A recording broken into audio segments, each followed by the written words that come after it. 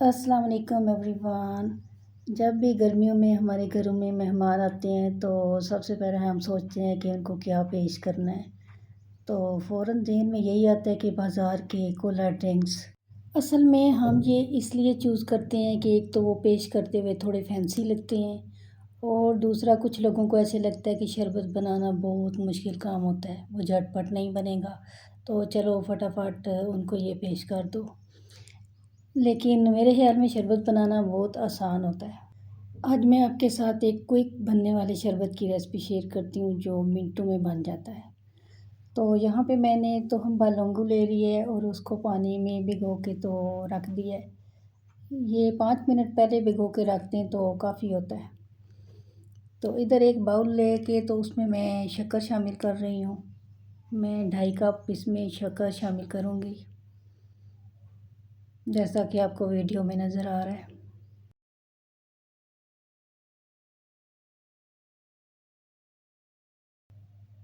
अब शक्कर को घोलने के लिए मैं इसमें पानी शामिल करूँगी।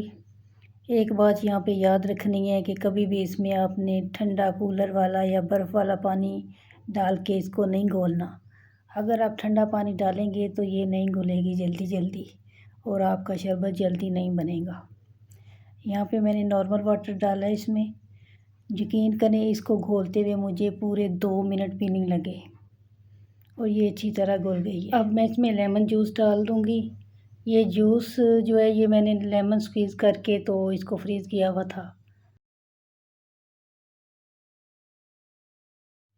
अब जो तो हम बलंगू मैंने भिगो के रखा हुआ था वो इसमें मैं शामिल कर दूँगी। यहाँ पे एक बात याद रखें कि तो हम बलंगू को जब भी आपने भिगोना है आपने ज़्यादा पानी के अंदर इसको भिगोना है। अगर आप थोड़े पानी में भिगोएंगे तो ये सारा एक दूसरे के साथ चिपक के तो एक जेली बन जाएगी, वो फिर कभी भी अलग नहीं होगा। ज़्यादा पानी में डालेंगे तो वो अलग रहेगा दाने दाने उसके।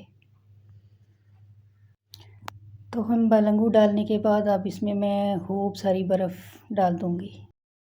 यहाँ पर आप बर्फ़ डालने से पहले अपना मीठा चेक कर लें। अगर आपको कम लग रहा है तो आप ज़्यादा भी शामिल कर सकते हैं। अब इसको खूब ठंडा कर लेना है। अक्सर बाज़ारों में जाओ ना तो वहाँ ठेले वालों के पास शक्कर के शरबत बड़े बड़े टप्पों में बिक रहा होता है। यकीन करें इस कदर उनके पास रश होता है और लोग हाथों हाथ लेकर पी रहे होते हैं।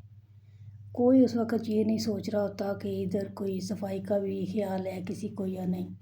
हाँ, कुछ जगह ऐसी होती है जहाँ पे डिस्पोजेबल ग्लास यूज़ कर रहे होते हैं, लेकिन ऐसे बहुत कम होते हैं।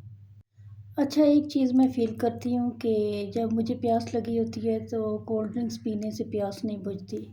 उस वक़्त दिल यही चाह रहा होता है कि ठंडा पानी मिल जाए। सादे पानी की तो बात ही अलग है। तो शक्कर का शरबत भी उसी लाइन में ही आ जाता है। फालसे का शरबत कर ले, ये पी के आपकी प्यास बुझ जाती है, कोल्ड ड्रिंक से नहीं बुझती। कोल्ड ड्रिंक्स पी के ऐसे लगता है जैसे और पानी की तलब है अभी।